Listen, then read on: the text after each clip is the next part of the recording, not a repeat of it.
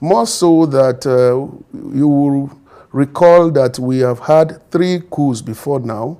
I think there was no other language to use to make people realize how the government of ECOWAS states seriously frown at the actions of these coup plotters than to say we are giving you 7 days. If you go to the article inside the AU protocol, it says there will be negotiation with them for 6 months. That is, you are more or less legitimizing their stay for 6 months. But now, ECOWAS says you have 7 days. From that 7 days, every other procedures will resume, and then they will start all the steps to be taken. The coup in Niger Republic and some West African countries have continued to draw more commentaries and analysis. Well, in the video you're about to watch, is more security experts warning Nigerian president and ECOWAS not to venture into taking any military action in Niger Republic. According to them, the crisis and the coup in Niger Republic and Mali and some other West African countries is beyond political in those countries. It's actually multidimensional.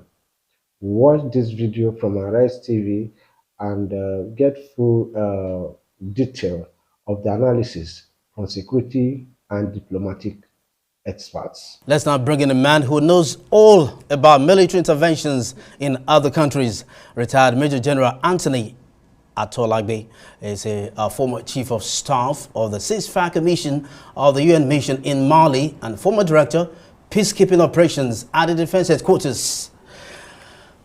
Welcome to Newsnight. Thank you, and good evening, viewers. Thank you for joining us. Now, the whole situation in Niger and ECOWAS intervention and indeed Nigeria's involvement are beginning to change the optics. The optics are not looking good anymore. You know, the twists and turns are different from how it all started. Speak to us about how we can better manage the perception as a bloc. Thank you very much for your question. I think it's a little early to start perhaps looking at the actions of government and perhaps what is to be done and what is not done. Some people said perhaps our president spoke too early, that perhaps they are giving them 7 days. I need to let the public know there are articles, there are protocols of the AU and of the ECOWAS as well as the UN that provides procedural, steps that needs to be taken before an agreement is reached on any action that is going to be taken by any of the regional organizations. Right. And I think we need to follow this government step by step, more so that you will recall that we have had 3 coups before now.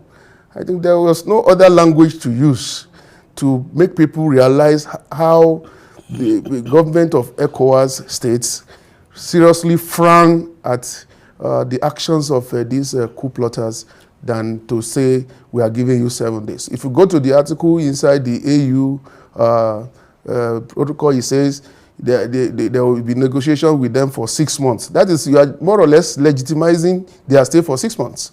But now, ECOWAS says you have 7 days. From that 7 days, every other procedures will resume, and then they will start all the steps to be taken. Interesting. Earlier, the president wrote a letter to the Senate intimating the Senate, about the federal government's decision on certain actions in this regard, in this intervention move.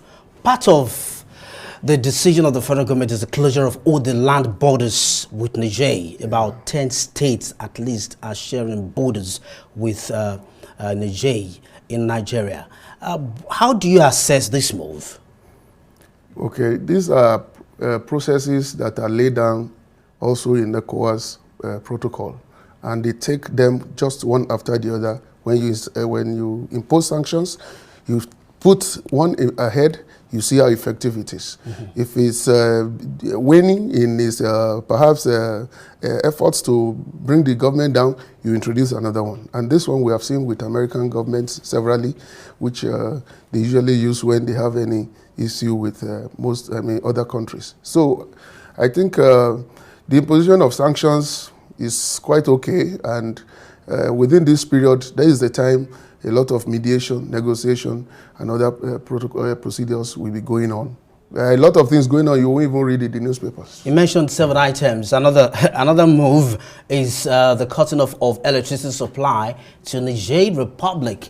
Some would say that's a little too harsh. What do you make of that? Okay, my response to that is that most times when decisions are made, the rest of us that are sitting outside, we are not there to know how they arrived at those decisions. No.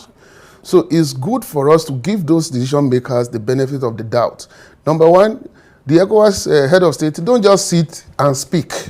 There are a lot of experts that come into such forum. They speak to them, they advise them, bring the implications of this action, the implication of the other action. And in that process, a decision is reached, and then they launch it.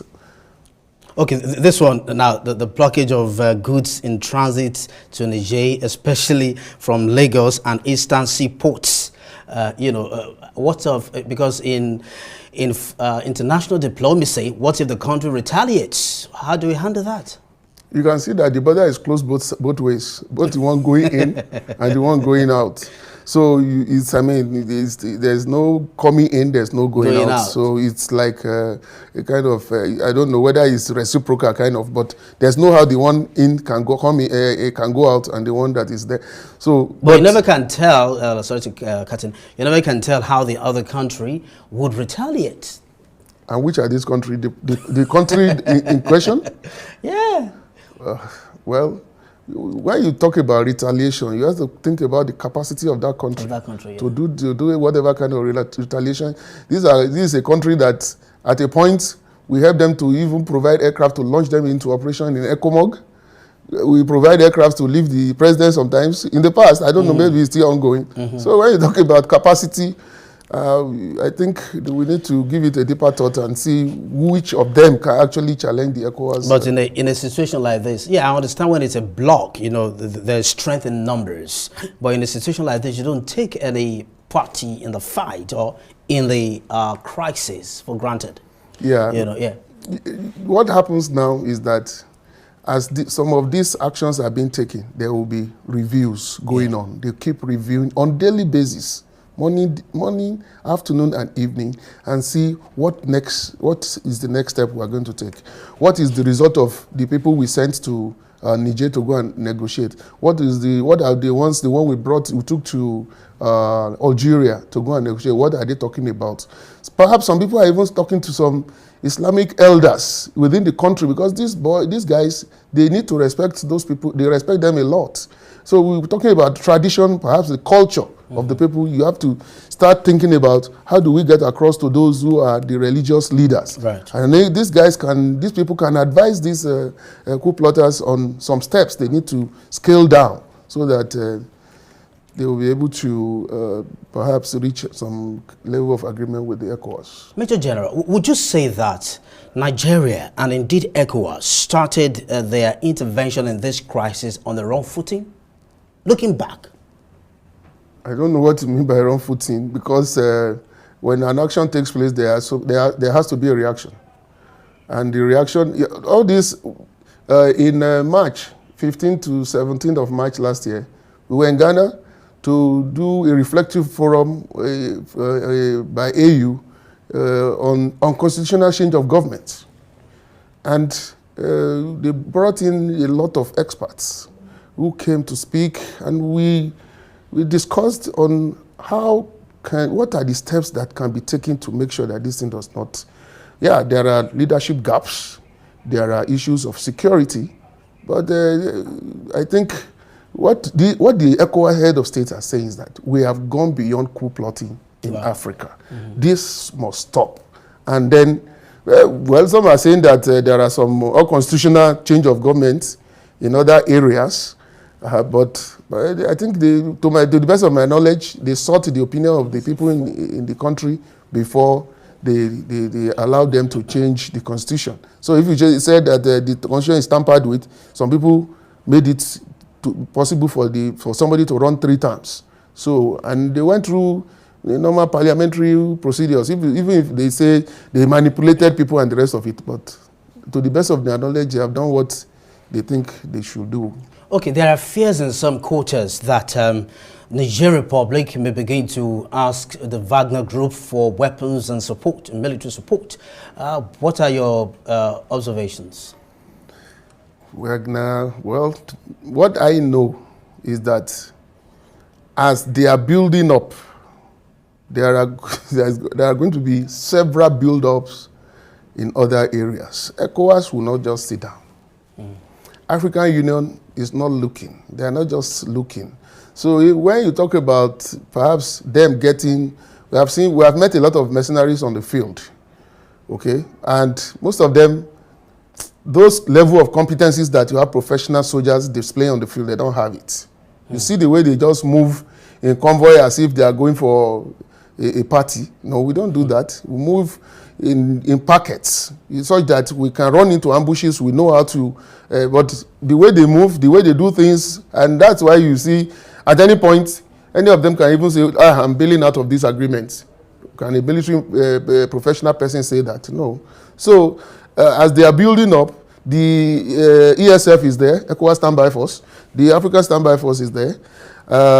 We have relations with a lot of countries outside Africa, apart from those ones within Africa. So how do you think Wagner can just come and there's going to be something serious that will happen if anybody brings anybody to fight for him? The ECOWAS Standby Force, not much has been said to us about the ECOWAS Standby Force, and I'm particular about their involvement. How do you, an overview, let's have a short overview of the ECOWAS Standby Force.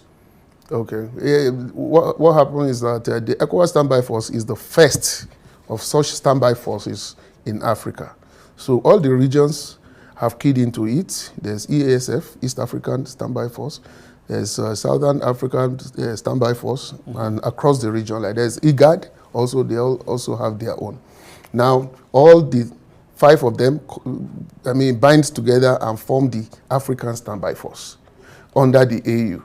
Now, what is supposed to happen is that when there's crisis somewhere, these troops are to be launched, but then they're supposed to move in. There's the movements into operation theater are phased. So we first of all establish the task force.